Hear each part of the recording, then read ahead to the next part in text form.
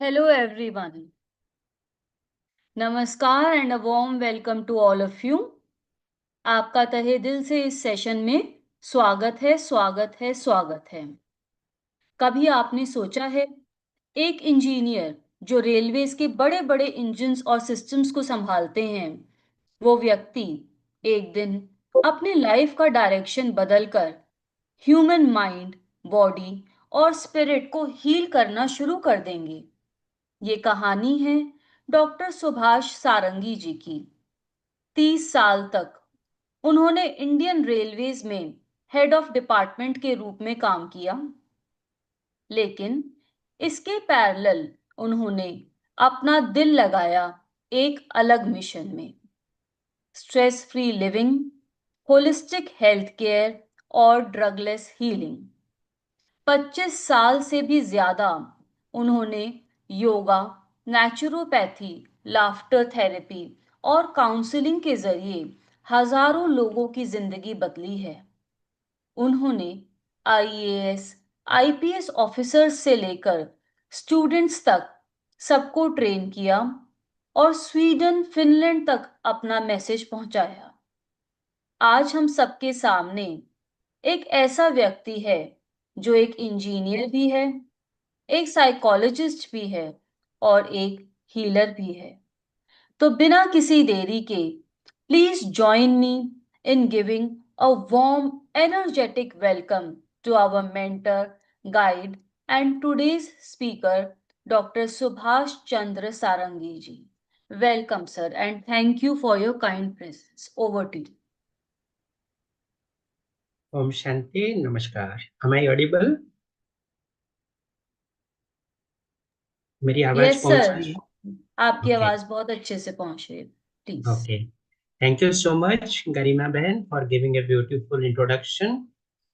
आज हम लोग चर्चा करने वाले हैं hidden treasures of holistic health. ये hidden treasures of holistic health आप लोगों के लिए नया शब्द नहीं है। इसका भावार्थ यही है कि हम सर्वांगीण स्वास्थ्य प्राप्त करने के लिए holistic health यानी समग्र स्वास्थ्य, it will include physical health, it will also include emotional health, social health and spiritual health। तो इसको हम लोग holistic health कहते हैं।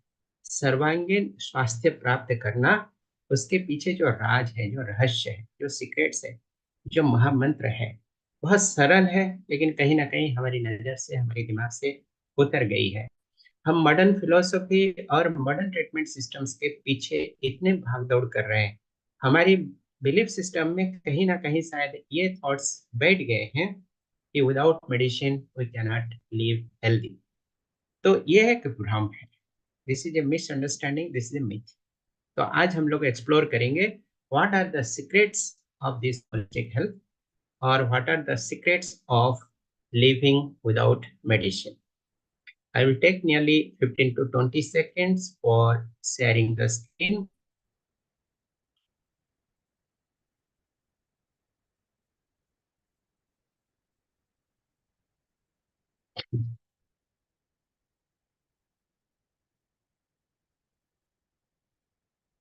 आप लोग मुझे बीच में कहीं भी रोक के पूछ सकते हैं।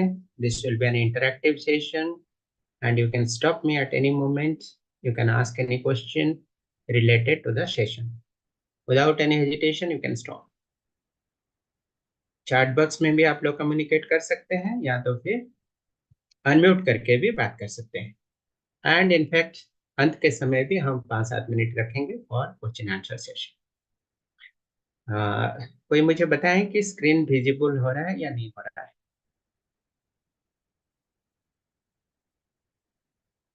हाँ, किसी ने पूछा है कि whether all the sessions will be in Hindi.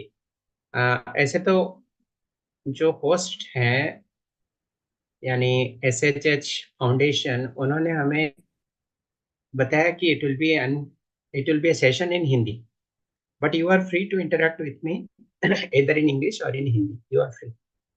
हम अंग्रेजी हिंदी दोनों बात कर सकते हैं और आप भी हमारे साथ में अंग्रेजी हिंदी दोनों को मिक्सअप करके भी बात कर सकते हैं। It is your comfort and your convenience.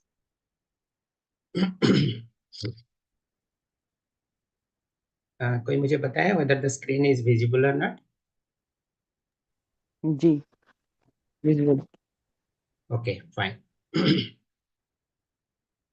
तो ये 2 सत्र होने वाला है, आज का और कल का। इस तरह से 2 सत्र हम रखेंगे, 1-1 घंटे का करीब। कल सुबह का भी सेशन रहेगा। तो इसको हमने कोडिफाई किया STS2, which stands for hidden treasures of holistic health.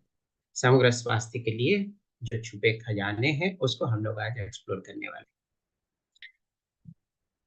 सबसे पहले आपसे हम एक प्रश्न पूछेंगे, अगर आप इस तरह की गतिविधियां, इस तरह की दिनचर्या को अपनाते हैं, तो फिर आपको 100 साल की जिंदगी मिल सकती है।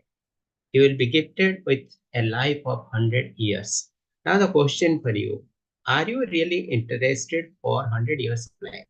How many people are interested? Please respond in the chat box whether yes or no. अगर 100 साल की जीवन आपको एक सौगात के रूप में, वरदान के रूप में मिल जाए, तो whether you will be happy to take it or you will not be interested for it.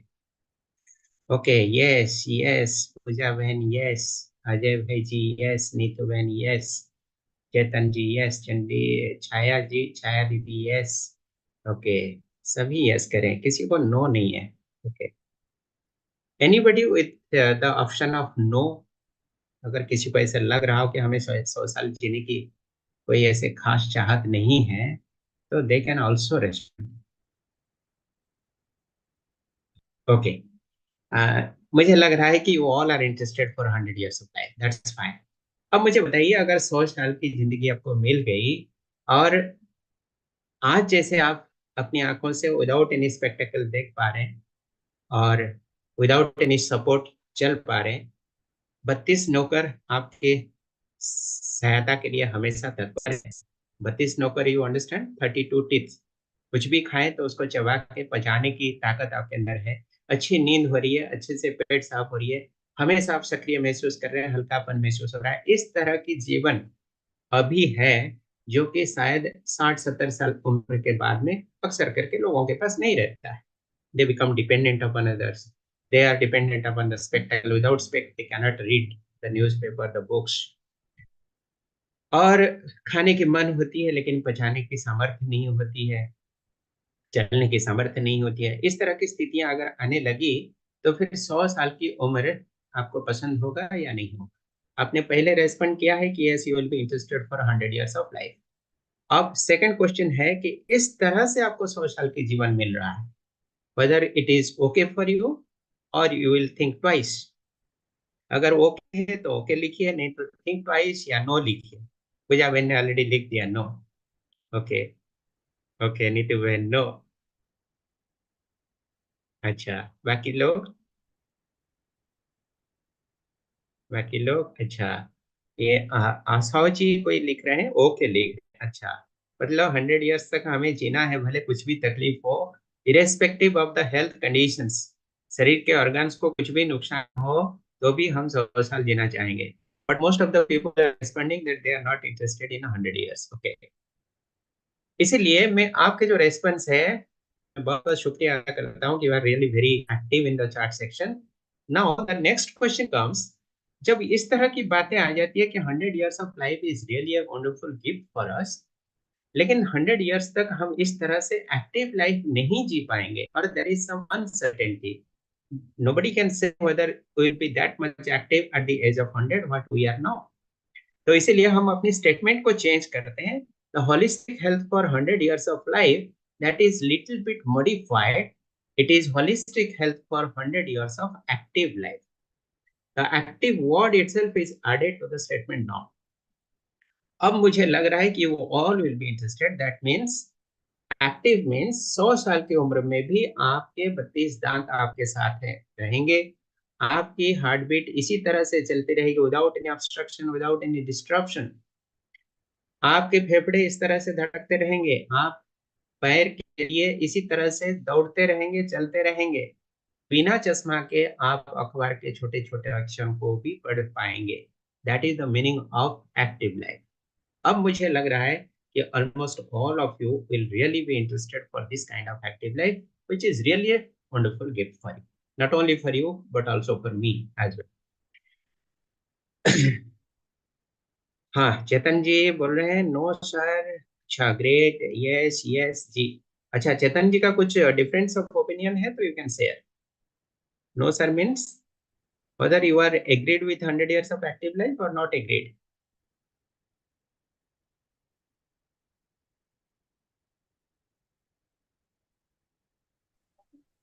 Okay. Sir ये संभव नहीं है हाँ जी। 100 में एक्टिव होना। जो आपने कहा है वो हाँ संभव हाँ। नहीं है एक्टिव हो अच्छा। पाना 100 ईयर में। अभी तक मैंने देखा नहीं है। ओके, ठीक है। जो देखिए, बहुत अच्छा प्रश्न किया आपने। संभव है या नहीं है, that is a different thing, लेकिन प्रयास करने में तो कोई प्रॉब्लम नहीं है। अगर हम प्रकृति के सारे नियमों को पालन करते हैं और 100 साल का सक्रिय जीवन प्राप्त करने के लिए प्रयासरत हैं, तो उसमें कोई हर्जा नहीं है। मिलना नहीं मिलना वो सेकेंडरी है। और जो समय ऑलरेडी बीत चुका है, suppose you are 40 years old now, suppose you are 30 years और 50 years, जो टाइम चला गया उस टाइम दोबारा प्राप्त नहीं होगा, दैट इज ट्रू। लेकिन जो समय अभी हमारे हाथ में है, उसको अगर हम सही दिशा दे सकें, हेल्थ के ऊपर सही अटेंशन दे सकें, प्रकृति के नियमों के ऊपर सही ध्यान दे सकें, हमारी दिनचर्या हमारी रहन सहन के ऊपर में प्रॉपर अटेंशन एंड एफर्ट दे पाए, तो there is a higher possibility, greater possibility कि हम 100 साल तक सक्रिय जीवन जी सकें। उसको हम बोलना चाहते हैं। चलिए आगे बढ़ते हैं। अगर हम इसको फॉलो करते हैं, जो आज हम इस समय के अंदर में एक्सप्लोर करने वाले हैं, how to get 100 years of active life और the hidden treasures of holistic health, उसको सार के रूप में हम कह सकते हैं कि you will be deprived from 3 things. 3 चीजों से आप वंचित रहेंगे। उसको हम लोग शॉर्टकट में कहते हैं 3D। The first D stands for drugs, यानी कोई भी दवा के ऊपर आपको डिपेंडेंट होना नहीं पड़ेगा, you will be totally free from the drugs. Second D stands for diseases, बीमारी से मुक्त, बीमारी से दूर। और तीसरी डी, दैट इज डॉक्टर्स, यानी उपचार। वैद्यों के पास आपको जाना नहीं पड़ेगा, उपचारक के पास जाना नहीं पड़ेगा, चिकित्सक के पास जाना नहीं पड़ेगा। शर्ट में हम इसको कहते हैं 3D, drugs, diseases and doctors. For your kind information, जैसे मेरे इंट्रोडक्शन बहन जी ने बताया, पिछले 25 साल से हम इन 3 चीजों से दूर हैं। ऊपर वाले ने, चाहे आप ईश्वर कहें, भगवान कहें, खुदा कहें, अल्लाह कहें, उन्होंने मुझे ये 3 चीजों से वंचित रखा है।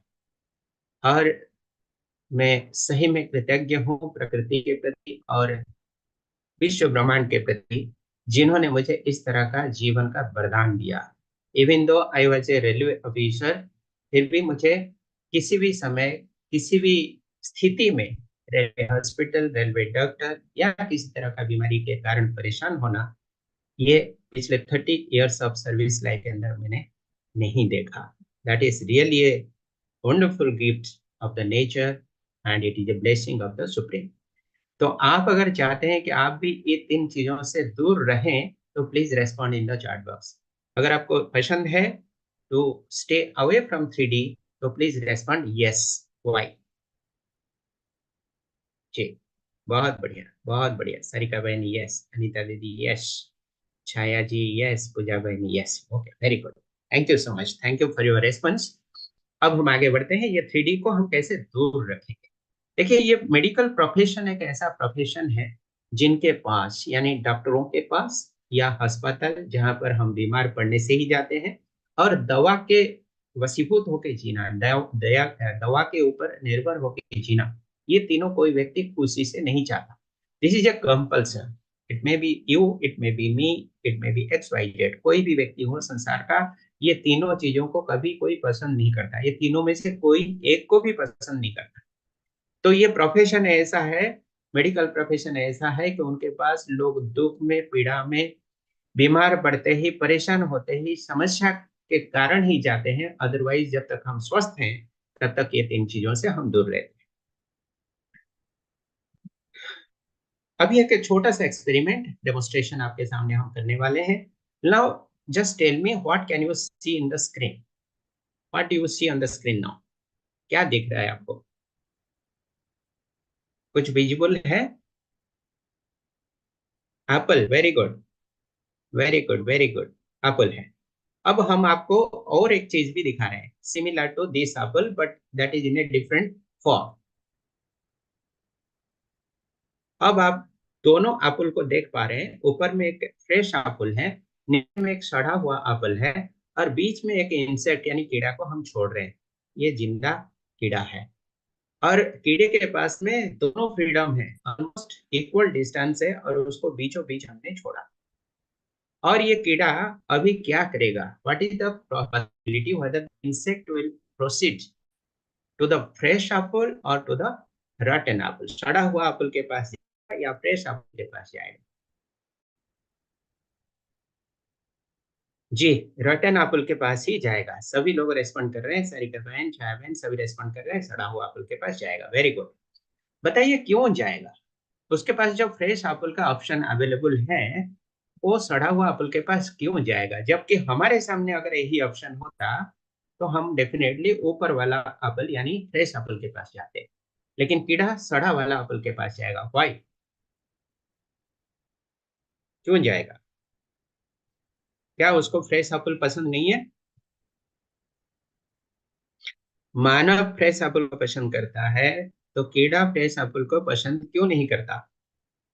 शायद इसीलिए नहीं करता। आप लोग, हाँ, to eat fresh it will take more effort to insect, easy to eat, yes exactly, covered with wax. Okay, very good, बहुत बढ़िया रेस्पॉन्स है।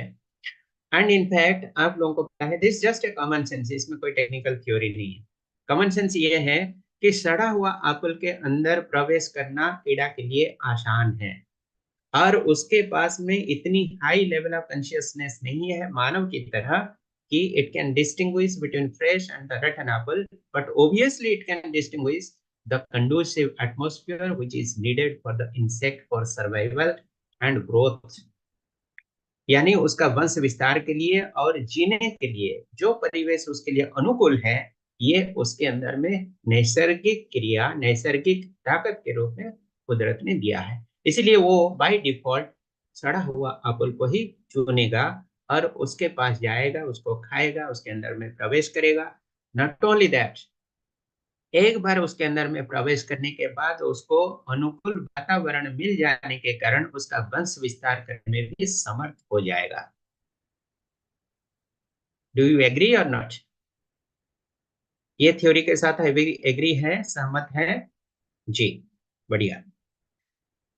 तो ये छोटा सा एक एक्सपेरिमेंट या डेमोन्स्ट्रेशन था to understand a big secret. तो first secret of holistic health जो हम अभी रिवील करने जा रहे हैं, वो ये है कि ह्यूमन बॉडी भी इसी तरह से फंक्शन करता है। जब तक हमारी बॉडी यानी शरीर के अंदर में साफ सुथरा परिवेश है, नीट एंड क्लीन है, शुद्धिकरण की प्रक्रिया के साथ हम जीवन जी रहे हैं, तब तक एक्सटर्नल इन्वेशन यानी किसी भी तरह की बाह्य आक्रमण, चाहे वो कीड़े मकोड़े हो, जिसको हम लोग टेक्निकली कहते हैं virus, bacteria, germs, micro organisms, कभी भी हमारे अंदर प्रवेश नहीं कर सकते। This is the biggest truth. और अगर हमारे शरीर के अंदर में ये विजातीय द्रव्य जो कि कचरा बनता रहता है, निरंतर बनता है, वो कैसे बनता है, क्यों बनता है, कितना बनता है, वो हम अगली स्लाइड में देखने वाले हैं।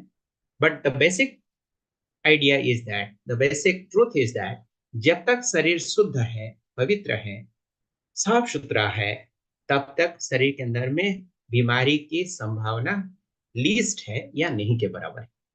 और जब शरीर के अंदर के वातावरण ये सड़ा हुआ एप्पल की तरह हो जाता है, यानी इसके अंदर में गंदगियां भर जाती है, विजातीय पदार्थ भर जाता है, टॉक्सिक मैटर से भरपूर हो जाता है, कुपित मल संचित होता रहता है, that creates a wonderful environment, a very suitable and conducive environment for the external microorganisms to enter inside the body and to start developing or spreading their species। अपने वंश विस्तार करने के लिए उनको पर्याप्त स्कोप मिल जाता है। And that is the origin, that is the commencement of falling sick, that is the beginning of sickness. धीरे धीरे वो फिर एग्रावेट होते जाता है। कैसे होता है फिर और हम आगे चल के एक्सप्लोर करेंगे। सबसे बड़ा प्रश्न है कि इसके अंदर में ये गंदगियां क्यों आती है, कैसे आती है? अगले स्लाइड में देखें तो समझ में आ जाएगा। ये है ह्यूमन बॉडी का इंटरनल स्ट्रक्चर, एनाटॉमी जिसको कहते हैं। मेडिकल साइंस में ये एनाटॉमी के प्रमुख चैप्टर होती है, पेपर होती है। आप इसमें देख सकते हैं ह्यूमन बॉडी के अंदर में इस तरह से बहुत सारे बायोलॉजिकल सिस्टम है, यानी जैविक क्रियाएं चलती है। कुछ for your kind information, basic idea करने के लिए हम बता रहे हैं।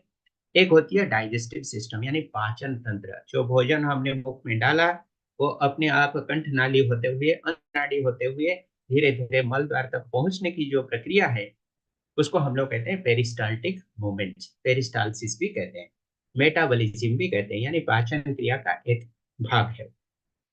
तो ये डाइजेस्टिव सिस्टम हर व्यक्ति के अंदर में निरंतर चलती रहती है, भले आप नींद में आप सो भी गए हो तो भी ये क्रिया चलती रहती है। श्वसन क्रिया यानी रेस्पिरेटरी सिस्टम, एक्सक्रीटोरी सिस्टम यानी निष्कासन क्रिया, मल मूत्र विसर्जन करने की क्रिया, उसका निर्माण होना और शरीर से निष्कासित होना। उसी तरह से स्केलेटल सिस्टम, नर्वस सिस्टम यानी स्नायु संस्थान, मस्कुलर सिस्टम यानी मांसपेशी संबंधित संस्थान। इस तरह से शरीर के अंदर में ना जाने कितनी सारी ऐसी जैविक व्यवस्थाएं या प्रक्रियाएं हैं जो कि विदाउट एनी अटेंशन अपने आप चलती रहती है। इसको हम लोग कहते हैं self organised system, automatic system, auto pilot mode में ये चल रही है। छोटा सा उदाहरण आप ले सकते हैं, शरीर में अंगुलियों में नाखून का बड़ा होना, कभी आपको कहना नहीं पड़ता है, उसके लिए अटेंशन देना नहीं पड़ता है कि नाखून बड़ा हो या ना हो, वो अपने आप बड़ा होता ही है। बाल का बड़ा होना, सिर के ऊपर बाल बढ़ता रहता है, उसको काटना पड़ता है, ये भी एक नेचुरल प्रोसेस है, राइट, होता रहता है। भोजन पेट में जाने के बाद उसको पचाने के लिए आपको कमांड देना नहीं पड़ता, never, you don't need to give any command, give any instruction to the food to digest it. श्वसन क्रिया के लिए कभी आपको फेफड़े को कमांड देना नहीं पड़ता है कि यू स्टार्ट वर्किंग, ये ऑटोमेटिकली चलता है। You never need to instruct the heart to keep circulating the blood throughout the body, ये कभी जरूरत नहीं पड़ता, ये सारे ऑटोमेटिकली चलती रहती है, ये सारे नेचुरल प्रोसेसेस हैं। But the most important fact is that जब हम भोजन करते हैं और भोजन शरीर के अंदर में पचना शुरू हो जाता है, ये पचने के बाद हमें कार्य करने की क्षमता प्रदान करती है और शक्तियां मिलती है हमें, लेकिन सिर्फ उतने में कहानी सीमित नहीं रहती है। इसके साथ साथ कुछ विजातीय पदार्थ बाय डिफॉल्ट बनता ही है, जिसको हम लोग बोलते हैं विजातीय पदार्थ या मॉर्बिड मैटर, या मेडिकल लैंग्वेज में हम उसको कहते हैं टॉक्सिक मैटर, टॉक्सिन्स। टॉक्सिन का मतलब साधारण भाषा में हम समझ सकते हैं कि it is just like a poison, यानी विष, जहर है। That is not required for the body, that is not desirable for the body, it is not intended to be produced, but it is produced by default. You cannot stop it. आप इसको रोकथाम नहीं कर सकते हैं। भोजन किया मतलब शरीर के अंदर में मल का निर्माण होना अनिवार्य है। रोज हम लोग ब्रश करते हैं, दांत साफ करते हैं, दांत के ऊपर एनामेल कोटिंग जैसे बैठ जाती है, येलो परत बैठ जाती है, that is the layer of toxins. आंखों से हमारी कचरा निकालनी पड़ती है, उंगली से, कान से कचरा निकलती है, नाक से श्लेष्मा निकलती है, फिर रोज हम लोग टट्टी पेशाब करते हैं, पायखाना जाना पड़ता है। All these are the examples of creation of morbid matters in the body. But प्रकृति के पास इतनी वंडरफुल मैकेनिज्म है कि आप अगर कुछ भी ना करें तो बाय डिफॉल्ट प्रकृति आपको सिग्नल देती रहेगी, बॉडी उसको स्वयं नियंत्रित करती रहेगी। आपको जैसे ही पेट के अंदर में कुपित मल जमा हो गया तो सवेरे शाम को जैसे आप पायखाना जाते हैं, उसी तरह से body will give you signal कि you need to excreta, you need to discharge the stool. आपके बॉडी के अंदर में यूरिन का संचय हो गया, यूरिन अक्यूमुलेट हो गया, body will give you signal, that kind of sensation we will feel कि you need to urinate, पेशाब करने की आवश्यकता पड़ रही है, that you will get a feel naturally।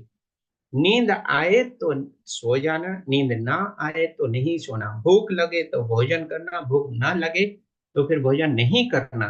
All these are the guiding principles of nature। इसको हम लोग बोलते हैं प्रकृति के मूलभूत सिद्धांत, जो कि शरीर को स्वस्थ रखने में मददगार है। Here the statement that you see, this is elimination and detoxification process।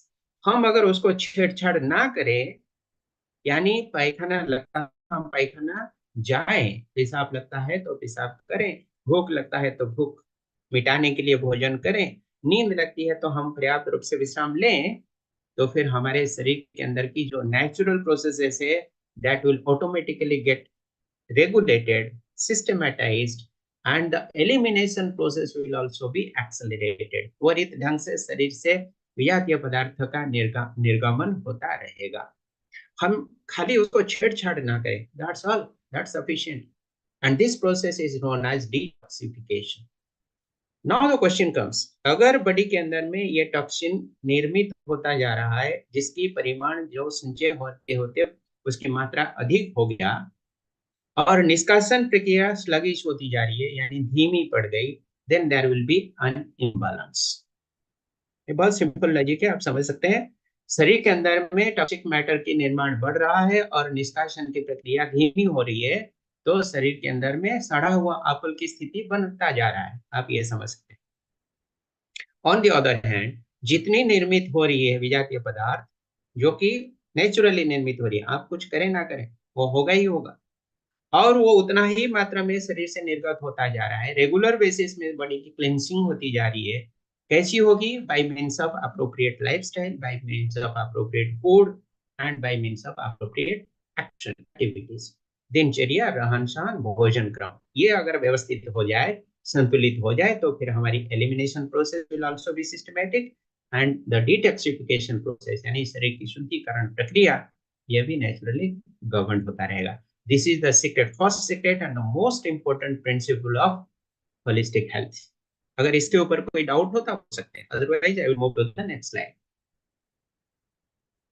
Any question about it? Elimination और detoxification process के ऊपर, शरीर के अंदर में जो जैविक क्रियाएं चलती हैं उसके ऊपर आप चाहें तो पूछ सकते हैं।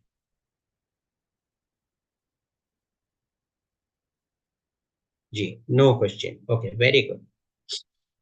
बहुत सिंपल चीज है, इसमें कुछ जटिलता तो है नहीं, इसलिए प्रश्न नहीं आना ही स्वाभाविक है। Okay, let us move. अब ये डिजीज के बारे में एक और अच्छा प्रिंसिपल और अच्छा सीक्रेट हम आपको बताने जा रहे हैं। सेकंड सीक्रेट, डिजीज को हम लेवल वाइज अगर क्लासिफाई करें तो initial stage of a disease is acute disease, जिसको हम लोग कहते हैं तीव्र रोग। बीमारी वो है जिसको अंग्रेजी में डिजीज कहते हैं, मतलब डिस प्लस इज, इज मतलब कंफर्ट, जहां कंफर्ट नहीं है that is dish is, comfort के अपोजिट, इज के अपोजिट, दैट इज डिजीज। और प्राइमरी स्टेज और इनिशियल स्टेज और the beginning stage of a disease और सिकनेस इज एक्यूट डिजीज, जिसके अंतर्गत अक्सर करके सर्दी होना, जुकाम होना, खांसी होना, पतला दस्त होना, सिर दर्द होना, बुखार आना, ये जितने सारे उदाहरण हमने बताया, ये सारे शरीर को रोग मुक्त करने का प्रयास है, एक एक प्रक्रिया है। ध्यान से सुने, आई रिपीट, जब शरीर के अंदर में किसी तरह के विषाक्त पदार्थों की संचय या मात्रा बढ़ जाता है, जो कि बियॉन्ड कंट्रोल, जो थ्रेशोल्ड लिमिट है उससे ज्यादा हो जाती है, उस समय शरीर अपने आप नेचुरल प्रिंसिपल के तहत शुद्धिकरण के लिए इस तरह की छोटी छोटी सिम्टम्स दिखाता है। These are not diseases, these are the healing crisis. इसको हम लोग कहते हैं उभार। उभार का मतलब होता है it is an approach, it is an initiative for cleansing, for detoxification. क्या क्या है उसमें? सिर दर्द होना, पतला दस्त होना, हजम नहीं होना, जो भोजन किया हजम नहीं हो रहा है, पच नहीं रहा है, भूख नहीं लग रहा है, नींद नहीं आ रही है, शरीर में भारीपन है, सर्दी बुखार जुकाम इत्यादि, बुखार भी है उसमें। अब इसमें करना क्या है? दवा नहीं खाना ही बेस्ट अप्रोच है। आपके पास बहुत सारे ऑप्शन है। One of the option which is given priority nowadays, that is to take the medicine. लोग मेडिसिन खाते ही है। अब खाने के बाद क्या होता है, that is a big story, लेकिन नहीं खाएंगे तो आपकी हीलिंग प्रोसेस और इफेक्टिवली होगी और वो रूट लेवल से हीलिंग करेगी। इसका हायर लेवल में जाते हैं फिर। जी, एनी क्वेश्चन है? How headache is क्लिंसिंग process, okay, आएंगे हम इसको, और थोड़ा सा आप ध्यान से सुने, पेशेंस रखें, फिर आगे चलकर उसको एक्सप्लोर करेंगे। अभी हम बात कर रहे हैं लेवल ऑफ डिजीजेस।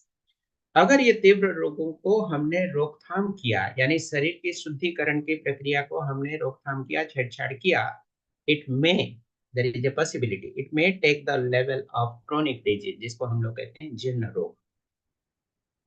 कोड में उसको लिखा गया सीडी, क्रोनिक डिजीज।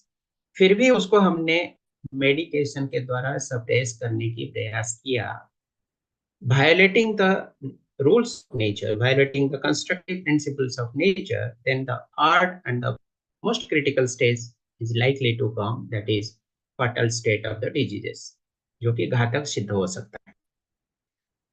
एक उदाहरण हम आपको देते हैं एक्यूट डिजीज का, सर्दी लगना। छोटा सा उदाहरण से आप शायद समझ जाएंगे। सर्दी लग जाता है तो हमारे शरीर के अंदर में मॉइस्चर की कंटेंट बढ़ जाता है, जिसको हम लोग कहते हैं सर्दी। उसमें आंखों से, नाकों से, नोस्ट्रिल से कच्चा पानी गिरती रहती है और धीरे धीरे वो सिरप का रूप लेता है और वो डेंसिटी उसकी बढ़ती हुई मोटा श्लेष्मा का रूप लेता है। ये सर्दी की परेशानी होती है।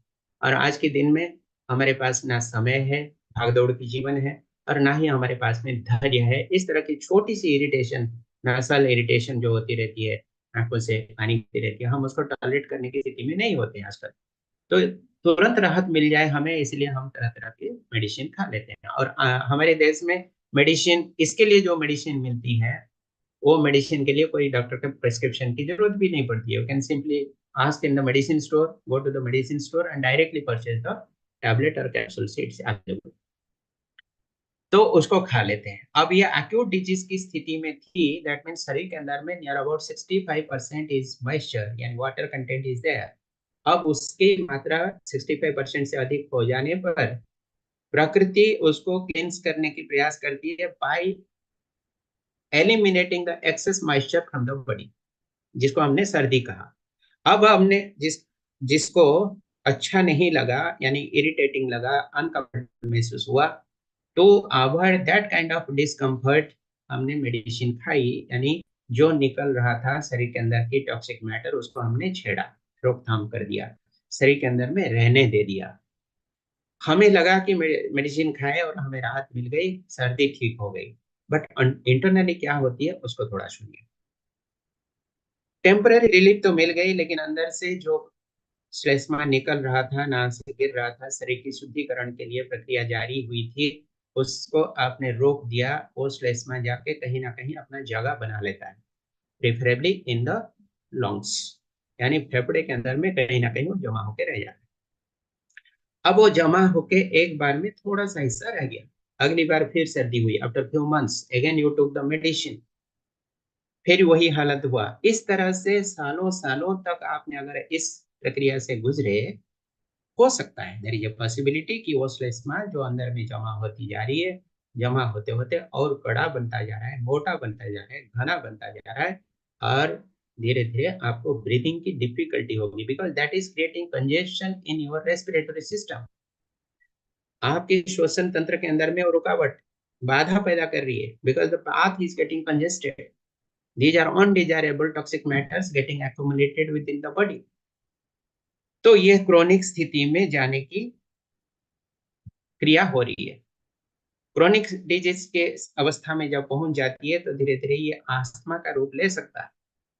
अस्थमा एक क्रोनिक डिजीज है, जिसका शुरुआत हमने इस तरह से किया था, अपनी लापरवाही के कारण, इग्नोरेंस के कारण, या तो किसी और कारण से इस विधि से शरीर के अंदर में ये स्थिति बनती गई। It took the shape of asthma which is a chronic disease. उसके ऊपर फिर हमने कुछ और मेडिकेशन किया, सप्रेस किया, समथिंग लाइक दैट, जो कि against the natural principles of nature, healing processes. फिर वो आखिरी स्थिति में जब जाती है तो that takes the shape of fatal disease, जिस समय डॉक्टर्स कहते हैं कि आप अभी रेगुलर रूप से जब तक जीवन है तब तक मेडिसिन खाते रहना पड़ेगा, यानी मेडिसिन से ही इसको कंट्रोल करके रखना पड़ेगा। इट हैज नो क्योर, ये अवस्था में हम पहुंच जाते हैं। नेक्स्ट प्रिंसिपल, ये जो होलिस्टिक हेल्थ है, जिसको हमने यहाँ पर दिखाया रेडियंट हेल्थ के रूप में, यानी best form of health, holistic health, सर्वांगीण स्वास्थ्य, ये किसके ऊपर डिपेंड करता है, इसको थोड़ा सा देखते हैं। पी स्टैंड्स फॉर प्रेशर, यानी मॉर्बिड मैटर, जो हमारे शरीर के अंदर में विजातीय द्रव्यों की निर्माण होती है, उसका एक दबाव पड़ता है बॉडी के ऊपर, that is an unintentional load या बर्डन। उसको हमने यहाँ पर लिखा pressure, which is not desirable, लेकिन वो होता ही है। जब विजातीय द्रव्यों की निर्माण होती है तब वो होता है। उसी तरह से शरीर के अंदर में कुदरत का दिया हुआ कुछ ताकत है, जिसको हम लोग कहते हैं वाइटैलिटी, यानी जीवनी शक्ति। ये हर व्यक्ति के अंदर में होता है, लेकिन वेरिएबल है। मेरी जीवनी शक्ति, आपकी जीवनी शक्ति अलग अलग। मात्रा के अनुसार, quantitative and qualitative both are variable, और अक्सर करके ये जन्म से ही मिला हुआ रहता है। इसको हम चेंज कर सकते हैं because the vitality of a human being is highly dynamic. ये अनुकूल परिस्थिति में और स्ट्रेंथन होता है, अगर प्रतिकूल परिस्थिति में हम जी रहे हैं तो ये वीकेंड होता है। तो ये दोनों चीजों के आधार पर हमारी होलिस्टिक हेल्थ यानी रेडिएंट हेल्थ तय होती है। when the vitality when the vitality is highest, that tends to infinity, that is the best condition of health, and when the p is tending to infinity यानी undue pressure बढ़ता जा रहा है, that is the worst condition of health. HR stands for radiant health. Radiant health is attainable when v tends to infinity, यानी हमारी जीवनी शक्ति पर्याप्त हो, असीम हो, जितना ज्यादा हो सके उतना हो, and P tends to zero, P is getting reduced, यानी शरीर के अंदर में विजातीय पदार्थों की मात्रा कम से कम है या नहीं के बराबर, it is tending to zero, and this is the best condition of health. अब इससे आप समझ सकते हैं कि अगर हमारे शरीर में P की मात्रा बढ़ती जा रही है और V की मात्रा घटती जा रही है, अर्थात वाइटलिटी कम हो रही है और प्रेशर बढ़ती जा रही है, विजातीय पदार्थों की संचय बढ़ता जा रहा है, तो अंदर में कॉन्स्टेंटली स्ट्रगल होता रहेगा। बॉडी की प्रयास करती रहेगी कि मैं स्वस्थ रहूं, और ये जो एक्सटर्नल प्रेशर है, अनड्यू प्रेशर है, टॉक्सिक मैटर है, वो कोशिश करते रहेंगे शरीर को बीमार करने के लिए। So there will be a fight within. अब जो जीता वही अंदर। अब ये प्रिंसिपल, ये फॉर्मूला में अगर कुछ समझने की बाकी है, कोई प्रश्न है तो प्लीज रेज योर हैंड या चैट बॉक्स में लिखें। उसके बाद फिर हम आगे बढ़ेंगे।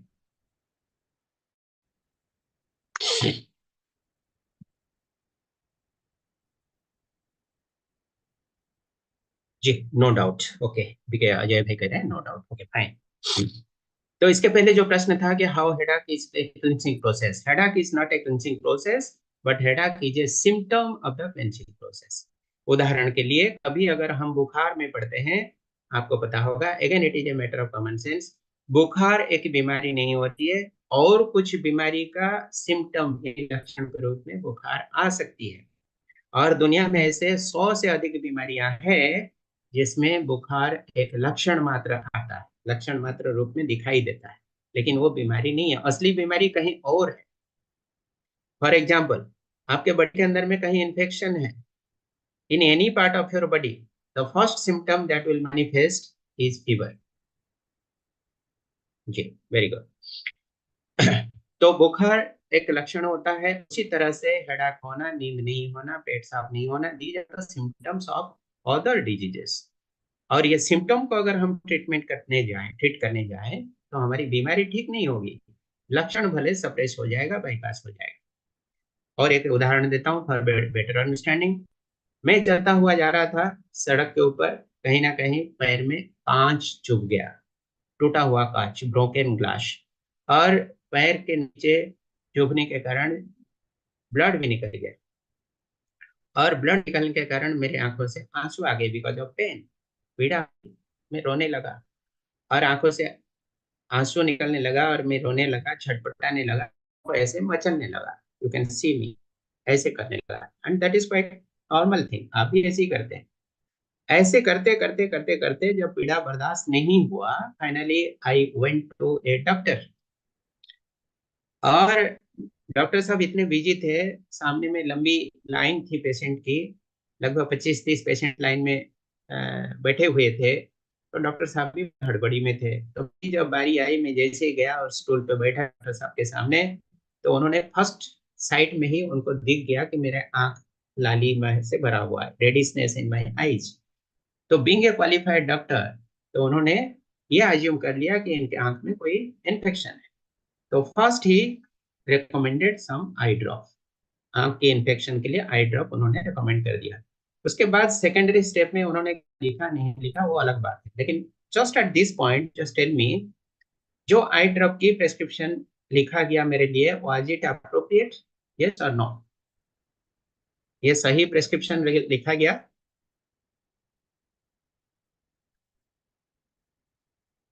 नो।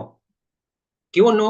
क्योंकि मेरी इन्फेक्शन आंख में नहीं था, मेरे पैर में कांच चुभने के कारण, ब्लीडिंग होने के कारण वहां पर दर्द था।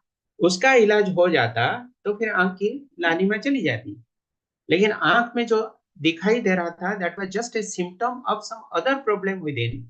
और वो सिम्टम को रिलीव करने के लिए, उसका लिए हमने अगर उपचार लिया या मेडिसिन खाई, तो that is a wrong approach to the treatment. उसी तरह से हमें देखना पड़ता है कि what is the internal problem, कहाँ पर गड़बड़ी है, root cause of the disease. अगर रूट कॉज को हमने पकड़ लिया तो फिर उपचार करना भी आसान हो जाता है, और उपचार हो गया तो बाकी सारे सिस्टम, सारे symptom, it may B one symptom, it may be multiple symptoms, सारे सिम्टम्स ऑटोमेटिकली आउट हो जाते हैं, वैनिश हो जाते हैं। तो अभी तक हमने जो कुछ डिस्कशन किया उसके पीछे जो सिद्धांत है, that is the detoxification process. आजकल ये बहुत कॉमन टर्मिनोलॉजी है, अक्सर करके लोग कहते रहते हैं, नेचुरोपैथी के बहुत सारे ऐसे हॉस्पिटल्स है, क्लिनिक्स है, जहाँ पर वो डिटॉक्स का बोर्ड लगाते रहते हैं, बैनर लगाते रहते हैं कि अगर आप बीमार हैं तो डिटॉक्सिफिकेशन के लिए आइए, शरीर को शुद्ध करके जाइए। और अगर बीमार नहीं भी है, if you are a healthy person, healthy adult, still you are welcome, join our detoxification workshop. Detoxification क्या, जहाँ पर लोग जाते हैं 3 दिन, 5 दिन, 7 दिन, 15 दिन, 1 महीने की उनका पैकेज होता है। What is this detoxification process? This is but to facilitate the cleansing process which happens naturally within the body, हम उसको थोड़ा फैसिलिटेट करते हैं और थोड़ा सपोर्ट देते हैं। उसके लिए मल्टीपल अप्रोच है, that is also in line with the natural principles, that is also in alignment with the construct principles of nature। प्रकृति के अंदर में कभी भी कोई जानवर, कोई प्राणी प्रकृति के नियमों को उल्लंघन न करने के कारण बीमार नहीं पड़ते। प्रश्न, कभी आपने देखा कि कोई घोड़ा कोई डेंटिस्ट के यहाँ दांत उखड़वाने के लिए बैठा हो? नेवर। कभी कोई बिल्ली को आपने देखा कि कोई गायनोकोलॉजिस्ट के क्लिनिक में लाइन में बैठी हो फॉर डिलीवरी? नेवर। सारी समस्याएं मानव के लिए ही है, मानव ही सबसे ज्यादा पीड़ित है। We are the most intelligent people on this earth, we are the most intelligent creation on this earth. हमारे अंदर में ये प्रज्ञा है, ज्ञान की ताकत है, प्रकाष्ठा है। इसलिए मानव को कहा जाता है कि हम ज्ञान के प्रतीक हैं, ज्ञान स्वरूपम। This potential is not available in the animals, in the birds, in the trees, in the mountains and rivers। ये सिर्फ मानव के अंदर है, लेकिन दुर्भाग्य और विडंबना यह है कि सही जानकारी, सही समझ ना होने के कारण हम लोग सबसे ज्यादा पीड़ित है, बीमार ग्रस्त है।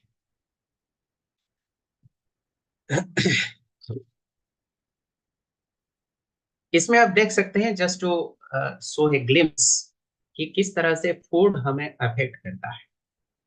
You are what you eat, जो आप खाते हैं आप वही यानी वैसे बन जाते हैं। And that could be the root cause of all diseases, all the probable diseases. The accumulation of toxic morbid matters is primarily caused by overeating, जरूरत से ज्यादा। आज के दिन में पूरे विश्व की स्टैटिस्टिक्स अगर आप देखेंगे तो बिना खाए जितने लोग पीड़ित होते हैं या बीमार ग्रस्त होते हैं, खा खा के यानी अधिक भोजन के कारण, उससे कई गुना ज्यादा लोग रोग से पीड़ित होते हैं।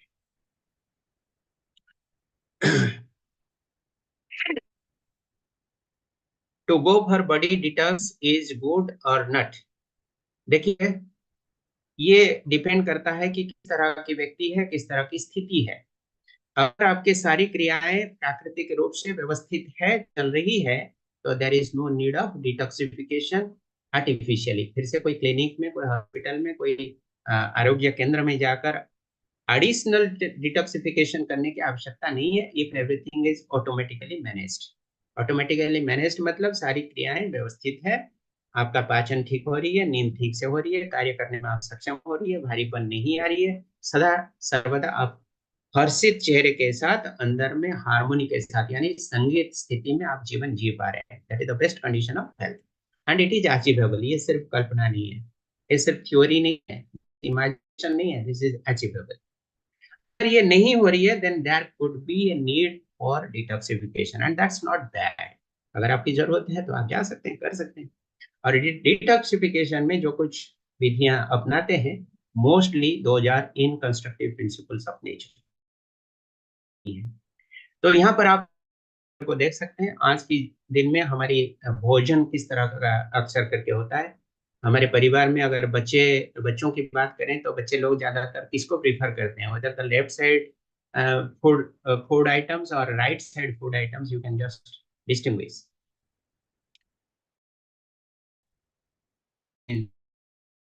बिस्किट, आइसक्रीम, कोल्ड ड्रिंक्स, ये सारी चीजें, बहुत सारी चीजें तो ऐसा है हम लोगों ने इसका नाम भी नहीं सुना था बचपन में, तो इसको ये दुनिया में था ही नहीं हमारी बचपन की बात। और लेफ्ट साइड फिगर जो है आप देख रहे हैं, तो उसमें देखिए mostly these are the natural vegetables जो कि अल्कालाइन फूड में गिने जाते हैं। What is the difference between alkaline acidic food, ये हम समय क्रम में एक्सप्लोर करेंगे, लेकिन फर्दर टाइमिंग इतना समझें कि शरीर की केमिस्ट्री है, शरीर का जो रसायन तत्व है। जी, लेफ्ट साइड, यस करेक्ट।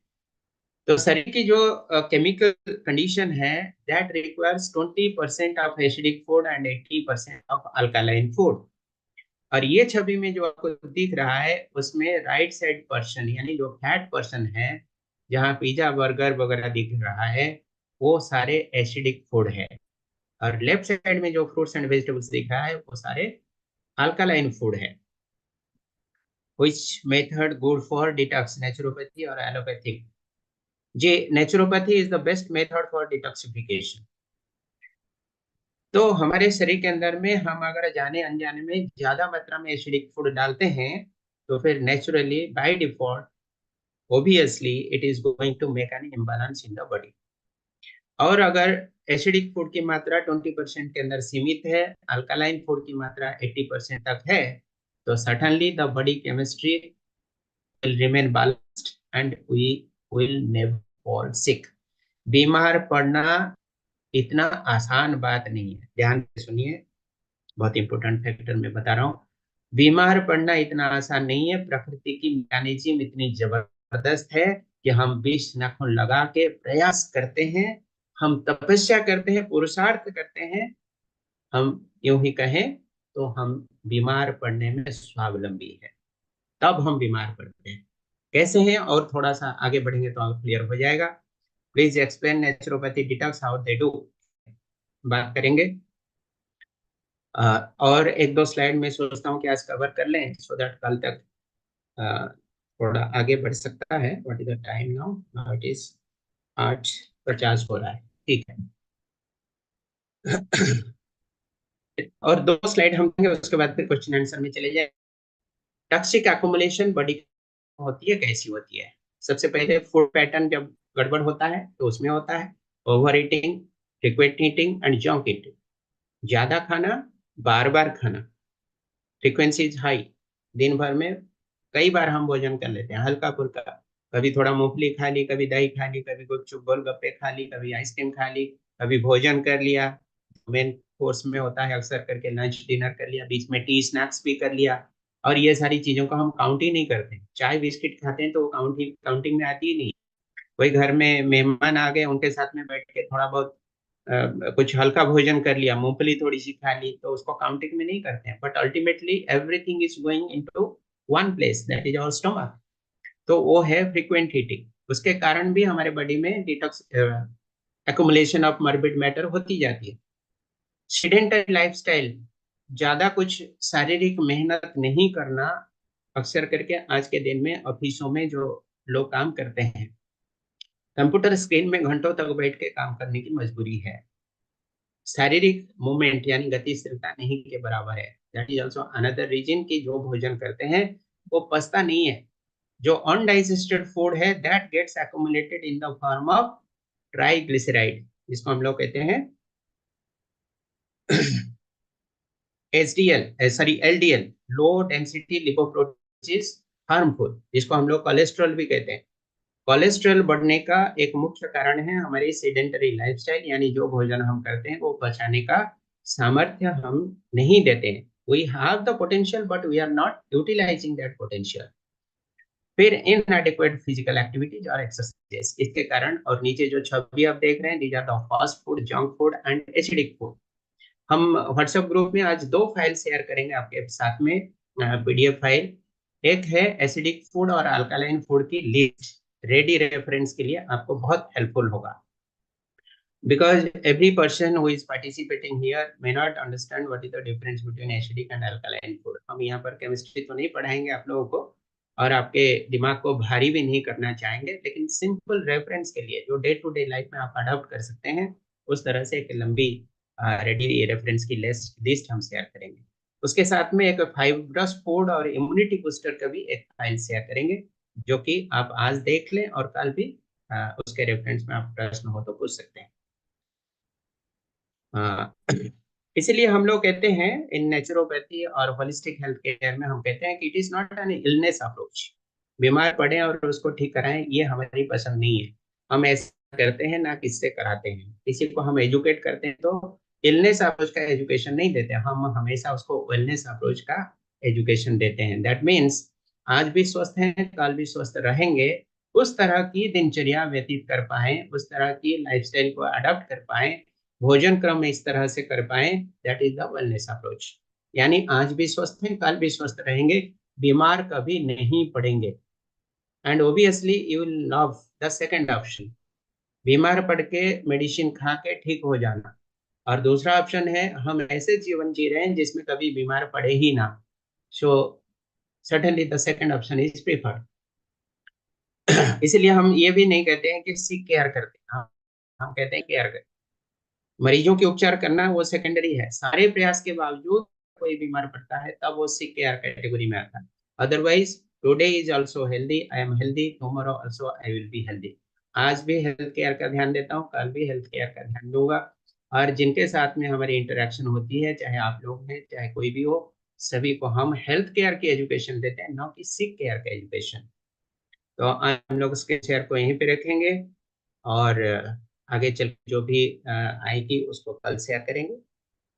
इसके साथ में हम एक विशेष चीज आप लोगों से शेयर करना चाहते हैं। 2 फाइल तो हम शेयर करेंगे ही करेंगे, जो हमने कह दिया। अभी हम स्टॉप शेयर कर लेते हैं। 2 फाइल पीडीएफ की हम शेयर करेंगे ग्रुप में, जो कि आपको विद इन 10-15 मिनट्स मिल जाएगी जस्ट आफ्टर द सेशन। वो आप घर में रेफर करके कल आइएगा। और एक इम्पोर्टेंट शेयर करेंगे, that is the self assessment questionnaire, जिसमें ऐसे कई क्वेश्चंस होंगे हेल्थ रिलेटेड डोमेन का, और आप उस क्वेश्चन को अपने मन से रेस्पॉन्ड करेंगे। उसमें मार्किंग सिस्टम भी है, आपको हम बता देंगे, वो फाइल शेयर कर देंगे, आप उसको पढ़ेंगे तो आपको समझ में आ जाएगा। और कल अपना अपना स्कोर के साथ आप लोग आइएगा, what is the individual score, और वो स्कोर का मीनिंग क्या है, यानी इंटरप्रिटेशन कैसे होगा, वो चीज हम कल बताएंगे। So that is a self-assessment questionnaire on health। अपनी स्वास्थ्य की आकलन करना, मूल्यांकन करना, आप स्वयं का करेंगे, हम नहीं करेंगे, हम तो सिर्फ स्कोर का इंटरप्रिटेशन बताएंगे। चलिए, अगर कोई प्रश्न हो तो पूछ सकते हैं, और 2 मिनट है हमारे पास में, you can ask any question. आज का डिस्कशन से अगर कोई प्रश्न संबंधित हो तो पूछ सकते हैं। किसी का कोई क्वेश्चन हो तो आप वीडियो ऑन करके हैंड रेज करें, आपको अनम्यूट किया जाएगा। जी।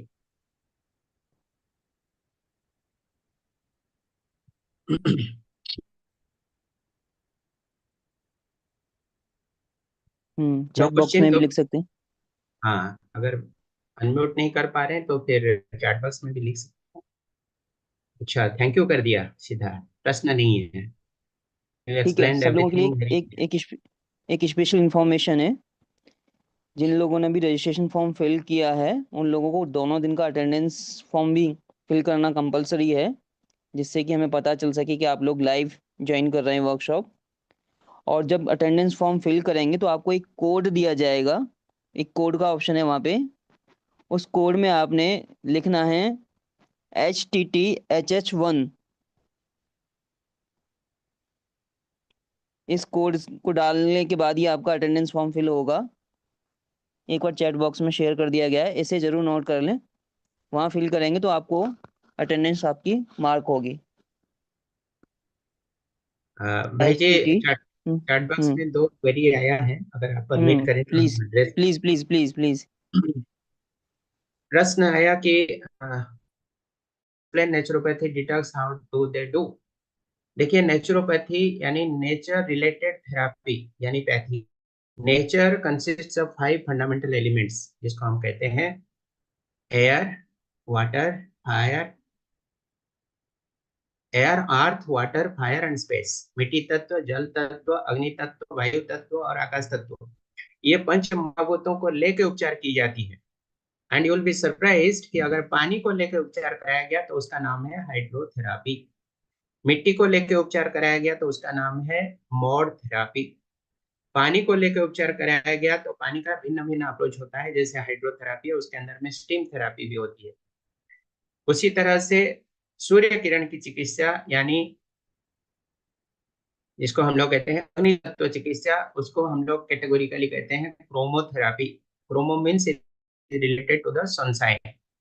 इस विधि से पंच महाभूतों को लेकर ही डिटॉक्सिफिकेशन की जाती है। वो बहुत वास्ट चैप्टर है, तो उसको शॉर्टकट में इतना हम कह सकते हैं कि पंच महाभूतों को लेकर जो उपचार होती है without the use of any chemical medicine, that is the process of detoxification. उसमें बहुत सारे अप्रोचेस है, बहुत सारे मोडालिटीज है। And how many days it take and cost is explain. Okay, ये डिपेंड करता है मरीज की स्थिति के ऊपर, बॉडी के अंदर में कितनी टॉक्सिक मैटर एक्युमुलेटेड है, उसी अनुसार उसका डिटॉक्सिफिकेशन की अवधि भी बढ़ती रहेगी। अगर हल्का फुल्का एक्युमुलेशन है तो हो सकता है 3 दिन पर्याप्त हो, और लंबी समय से अगर पीड़ित है, बहुत सारे दवाइयाँ खाई हो, बॉडी के अंदर में केमिकल इम्बैलेंस बढ़ गया हो, तो फिर हो सकता है कि 15 दिन 1 महीना भी पर्याप्त ना हो। That may be also there. और कॉस्ट कितना है, देखिए कॉस्ट इज हाईली वेरिएबल। इसकी जो प्राइसिंग है हाईली डायनामिक प्राइसिंग है। बहुत सारी जगह है जो कि लो प्रॉफिट के साथ में जस्ट के लिए फीस चार्ज करते हैं। 3 दिन के लिए 20,000 लेना, जिसमें food, accommodation and all therapies, all the required therapies included है। 3 दिन के लिए 20,000 एक स्टैंडर्ड में बता रहा हूँ, there may be plus minus. और बहुत सारे ऑर्गेनाइजेशन ऐसे भी होते हैं जो कि प्रॉफिट माइंडेड होके भी चलाते हैं। थेरापी तो होती ही है, लेकिन प्रॉफिट मार्जिन ज्यादा रखते हैं, तो इन दैट केस 3 दिन के लिए कहीं 40-50,000 भी लेते हैं। That depends upon the, I mean, क्या क्या फैसिलिटीज वहाँ पर है। आपको अगर एयर कंडीशन घर मिलता है, आपके साथ में कोई फैमिली मेंबर भी इंक्लूडेड है, तो in that case cost will be little bit higher. But per day 3,000 is the minimum charge what I pay. 3,000 में आपको एक दिन का, मतलब 3 दिन के लिए आपको 9,000, that is the minimum price what I think. और 9,000 में आपका फूड, अकोमोडेशन और ऑल थेरापीज, ये सारे इंक्लूडेड है। ये एक आज के दिन का प्राइस लगभग है। हाँ, और कुछ प्रश्न। Wellness approach can start at any age, yes of course, up to 100 years. हम तो 101 का अभी तक टारगेट नहीं रखा है, आपसे हम 100 की ही बात शेयर कर रहे हैं। अगर 100 साल के अंदर में आप किसी भी उम्र में हैं, it may be 70, 80, 90 also, the wellness approach can start. Pressure and vitality explain again, very good. देखिए, pressure is exerted by the morbid matters getting accumulated within the body, और उसके पीछे जो मुख्य कारण है वो है हमारी सेडेंटरी लाइफस्टाइल और एक्सेसिव ईटिंग और जंक फूड ईटिंग। इसके कारण टॉक्सिक मैटर की मात्रा बढ़ती जाती है और प्रेशर भी बढ़ती जाती है। And pressure is harmful, pressure is not desirable, but vitality is our inherent strength. Vitality is our core potential. कुछ तो पेरेंटल होता है जो हमारे साथ में जन्म के समय जीन के द्वारा आती है, फादर एंड मदर। उसके साथ में हमारी एनवायरमेंटल इम्पैक्ट और हमारी लाइफस्टाइल, भोजन, पारिपार्श्विक परिस्थिति, इसके ऊपर भी हमारी वाइटलिटी तो सम एक्सटेंट प्रभावित होती है। It can increase and it can also decrease. जैसे कोरोना के टाइम में आप लोगों ने देखा होगा, सुना होगा कि government of India, ministry of Ayush, उस समय एक रिकमेंड किया था कि आयुष काढ़ा पिए, रेगुलर रूप से मॉर्निंग एंड इवनिंग में आयुष काढ़ा पिए, जो कि एक हर्बल की तरह होती है, हर्बल टी की तरह होती है। उसमें दालचीनी, तुलसी के पत्ते, तेज पत्ता, अदरक, गुड़, इलायची, इस तरह के सारे इंग्रेडिएंट्स डाल के हम लोग बना के पीते थे। आप लोग अनुभवी होंगे। The purpose was to increase the vitality of the body, शरीर की रोग प्रतिरोध की क्षमता को बढ़ाना, वो उसका मकसद था। अगर वाइटलिटी बढ़ जाती है तो pressure exerted by the external organisms और by the organizers that will automatically counter balanced. जी, फॉर्म फिल ठीक किया है। नहीं, ठीक है भाई जी, वो तो बाकी नॉर्मल क्वेश्चंस हैं। अभी के लिए जी हम जी जी। बाकी एक आध क्वेश्चंस कर ले लेंगे, अभी पूरा करेंगे। 1 मिनट साइलेंस में बैठेंगे सभी। एंड दिल से बहुत बहुत शुक्रिया सबकी तरफ से डॉक्टर सारंगी जी का। कल सब लोग टाइम पे ज्वाइन कराना, बहुत वैल्यूबल चीज़ें हमें सीखने को मिलेंगी। और आगे भी आप लोग डॉक्टर सारंगी को सुनते रहना चाहेंगे तो आपके सजेशंस भी कर लिए जाएंगे। सबका बहुत बहुत शुक्रिया। चलिए, सभी को बहुत कल बहुत मॉर्निंग धन्यवाद। 10 o'clock, कल मॉर्निंग 10 o'clock सेशन रहेगा। जी, मॉर्निंग 10 o'clock इंडियन टाइम के अकॉर्डिंग लिंक शेयर कर दिया जाएगा। चलिए, thank you so much. Have a nice day. नमस्ते। ओम शांति। ओम शांति। सब लोग चाहें तो 1 मिनट के लिए वीडियो ऑन कर लें, मेमोरी रहेगी अगर हो सके तो। डॉक्टर सारंगी जी के साथ अगर वीडियो ऑन करके।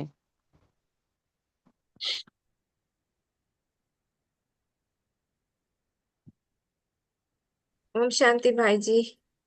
ओम शांति। बहुत दिन के बाद मुलाकात हो रही है। हाँ जी। हम लोग सभी मिल रहे हैं लंबे समय के बाद।